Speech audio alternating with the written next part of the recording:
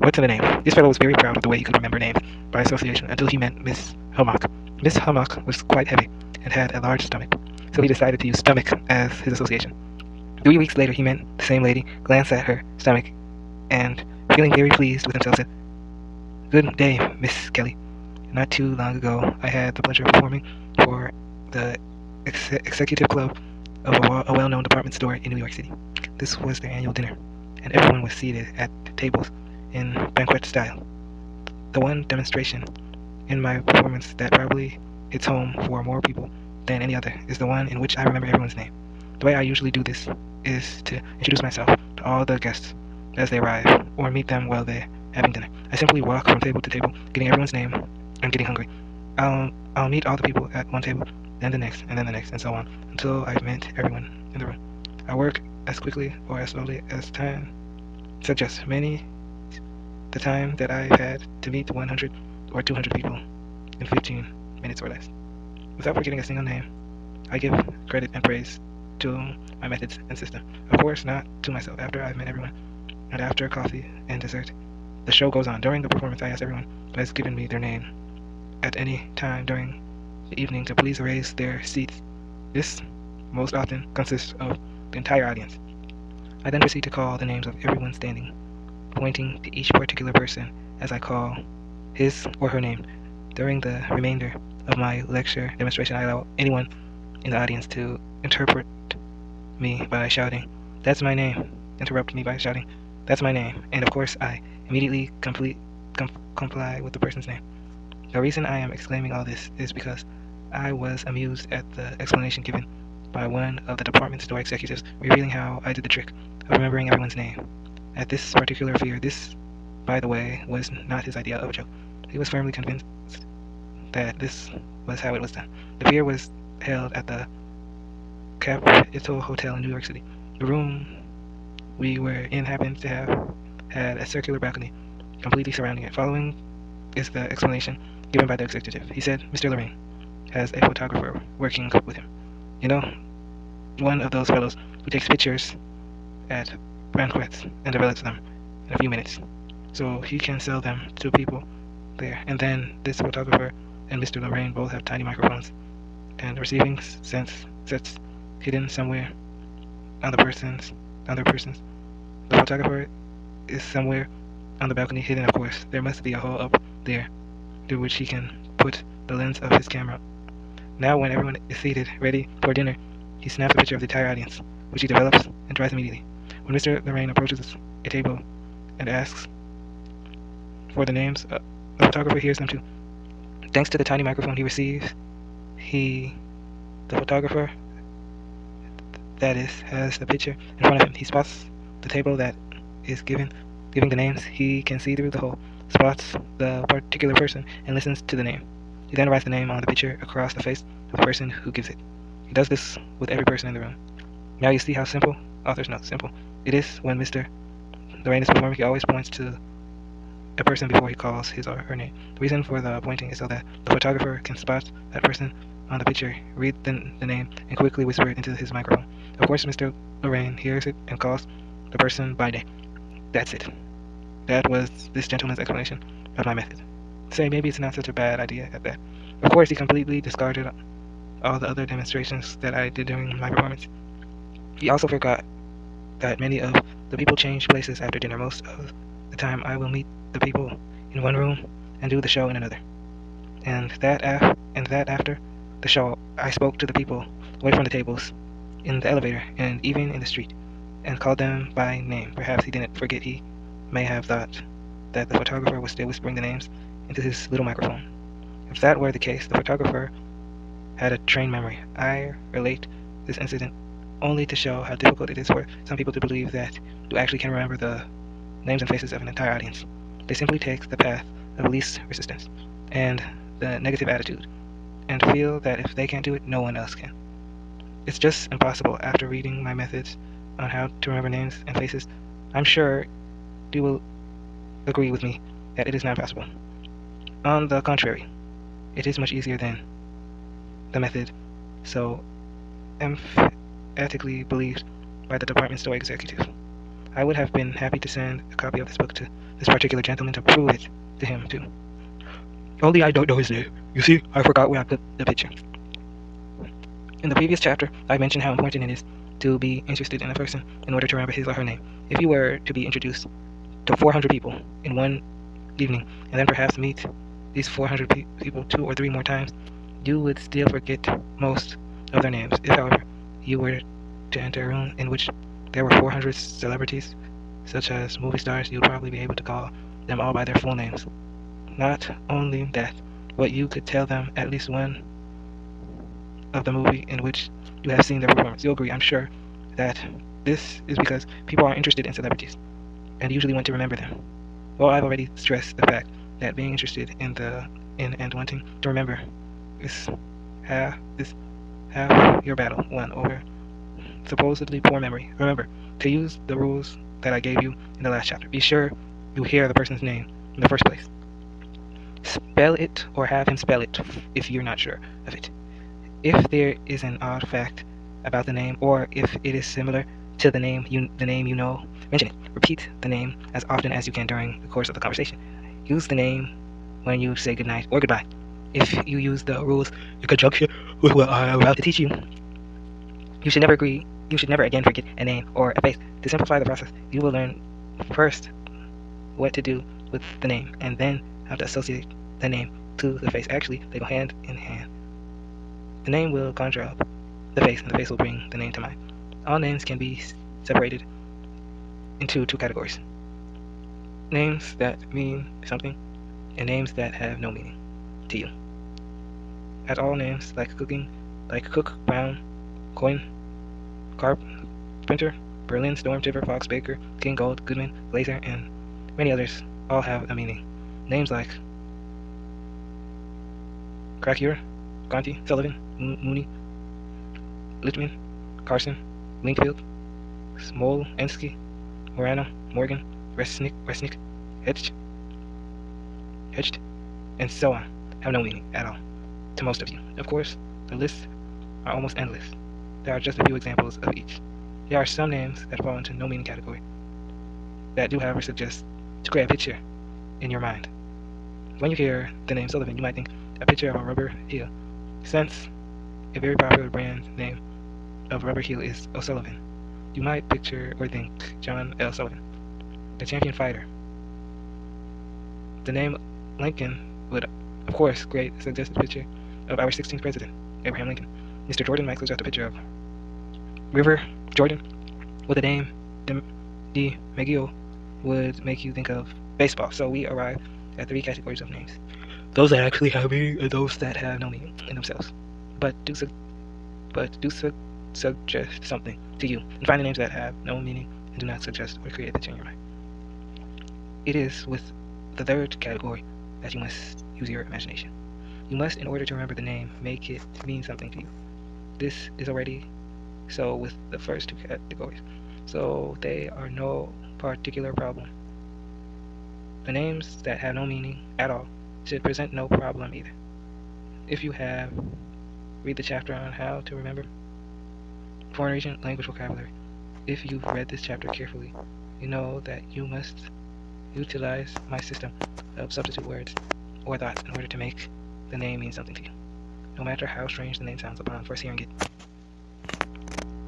it can always be broken down into a substitute word or thought. Simply think of a word or phrase that sounds as much like the name as possible. If you were to meet a Mr. Friedman, you might picture a man being fried man. If the name were Freeman, you might picture a man holding or waving an American flag. He's free. You might want to picture a man escaping from prison. He's a free man. Remember, please, that whether you decide on the picture, substitute word, phrase, or thought is the one to use. 10 people given the same name to remember may all use a different substitute word in order to remember it. The name Ishtar, you might make a picture a fish stirring something, or stirring something with a fish stir. Someone else may feel that picturing a fish would be enough to recall the name. If you want to picture someone tearing a fish in half, or a fish tearing something in half, that would do it. 2. Fish tier. Fish tier. You could picture yourself fishing and catching a toe instead of a fish. Fish toe. Fish tier. Any one of these would suffice to help you remember the name. It is not important to strain yourself to find a substitute word that sounds exactly like the name, or to use words for every part of the name. Remember what I told you some chapters ago. If you remember the main and incidentals will fall into place. The incidentals will fall into place by true memory. The very fact that you are thinking of and with the name in this fashion will help impress it on your mind. You have automatically become interested in the name merely by searching for a substitute word for it. That's why the anecdote that heads this chapter may be good for a laugh, but can happen in actual practice. Recently, I have remembered the name Olkwati, pronounced Ochati. I simply pictured an old man. I always pictured a man with a long, flowing white beard to represent an old man, chewing vigorously while he skied Oldchuski. The name Conti might suggest soap, Conti Castile. You might picture someone counting deep bags. Conti. From the name Kyarsty, you could picture a Russian Tsar with a sti on his eye. The name Ettinger might suggest someone eating or someone who has E.T. the injured himself, perhaps hurt a tooth, etc. Echt, injure, Ettinger. It doesn't matter how silly you get. More often than not, the sillier the better. I've often said that if I could explain on stage the silly association that I made to remember names, among other things, I'd have a very funny routine. A name like D'Amico, pronounced Damn-Eco, is not too usual a name. I've came across it a few times. I remembered it by picturing a woman seeing a dam overflow and screaming eek and oh, or picturing myself going toward an overflowing dam. The overflowing gets action into the picture. And saying, Mico, Damn-Eco. This all sounds quite ridiculous. Good. The more ridiculous, the easier to tie the picture onto the face. As I will explain in a moment, and the easier to remember and retain the name. After meeting a lot of new people and using my systems, you will find that you will have certain pictures or thoughts for names that you come across often, very often. I, for example, always picture an ice cream cone. We're the same. Cohen or cone. I see a blacksmith's hammer or smith in Schmidt. Yes, I use the same picture for Smith and Smith. True. Memory tells me the difference. You can prove this to yourself only through your own experience. Here's some other standards that I employ. The name Davis always makes me think of Davis Cup in tennis. So when I meet a Mr. Davis, I always picture a large loving cup. If the name were Davidson, I would picture the large loving cup and a tiny one next to it. The larger cup, son, surely it's silly, but it works. Of course, the name Davis may bring an entirely different picture to your mind. If it does, use it. For the name ending with either its or wits, you can picture itching or brains with, i.e. Mr. Horowitz. You might picture yourself being horrified by Mr. Horowitz. You might picture yourself being horrified at the sight of Brains Horowitz. Horowitz may names end in either Lee or Ton. A Lee is a meadow. So I always get a meadow into my association to help me recall Lee Ton. Of course, has a meaning. You might picture a weight, a bureau, or a dumbbell to always represent Ton. There are many names that either end or begin with berg. For these, I always use iceberg. The suffix or prefix stain always makes me picture a beer mug or stain. I come across the suffix lur quite often, as in brimler. Lur sounds like law to me, and I always picture a judge gavel to represent law. You might decide to picture a policeman or a jail or handcuffs to represent law. That's okay. Just use the same picture for the ending, lur, each time. Eventually, you will fall into a pattern.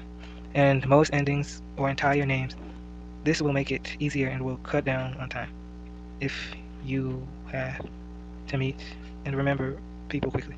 The knowledge of a foreign region language will sometimes help in creating a picture or association. The name Baum means tree in German.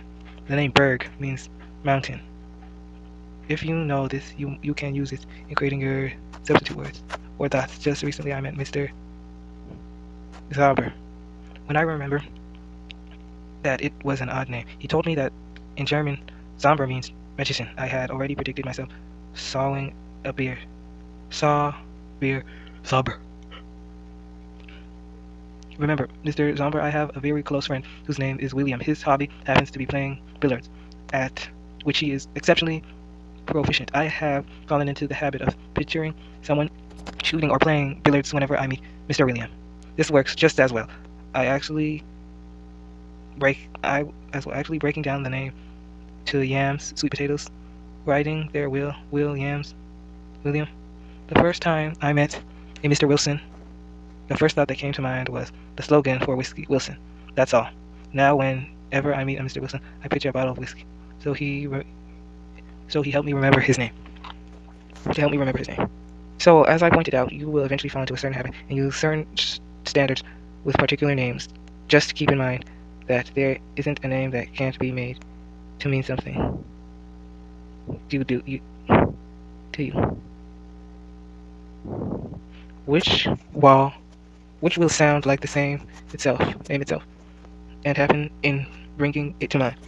When necessary, although your best method of practice is to go ahead and use the system. Here are some names which ordinarily are completely abstract, have no meaning at all. Why not see if you can create a substitute word, phrase, or thought for each? Stain, Wurzel, Brandy, Arcaro, Moreda, Coildin, Collodian, Platzinger, Hunlick, Hulnick, McCarthy, Gordon, Briskin, Kaslowitz, Hayduk, Kolitsky, Bukazieva. If you had any trouble with any of the above names, here is the way I might create substitute thoughts for them. Stain Wurzel, a beer stain worth selling. Stain worth sell. Stain Wurzel, McCarthy. I always picture famous ventriloquist with the Charlie McCarthy for this name. Brady. You might picture a little girl's braids for this. If you want to get the entire name, you can, in your picture, you see yourself braiding the line of a larger letter. E. Braid E. Brady. Gordon. I always picture garden for this name. Arcaro. I see a famous jockey of the same name. If you want to break the name down, you see yourself carrying an O. I carry O. Arcaro. Briskin. You might want to picture someone brisky rubbing their skin. Briskin.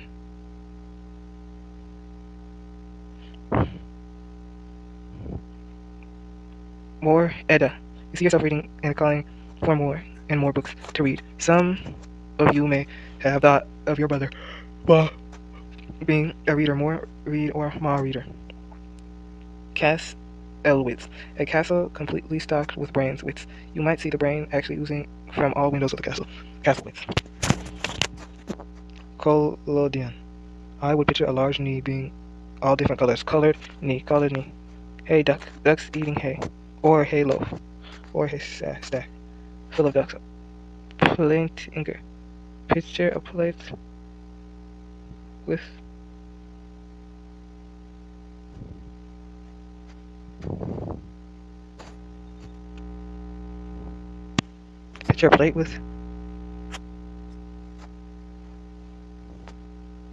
bandage would suffice. Plate injure. Coal kiekski. Either a piece of coal skiing in a sifting position, or calling your friend Sid to ski would do it.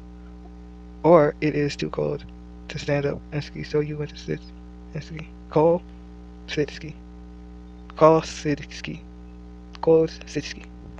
Cold kiski. Kolnik. You might see a little child being very happy because he has a whole nickel. A picture of a ship whose hull is made up of nickel or nickels would also do.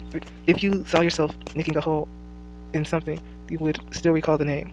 Whole nickel. Puk Ezva. The name is pronounced Puck. Puck Shiva. I would see a hockey puck shivering with cold. Puck Shiver. Pushevka. there you are. If you thought of entirely different pictures, don't worry about it. The point is that no matter how strange a name sounds, or how long it is, or how difficult to pronounce, you can always find a substitute word or a thought for it. If the substitute word brings the name back to you, then that's the one to use, and in the next chapter I will show you how to use them.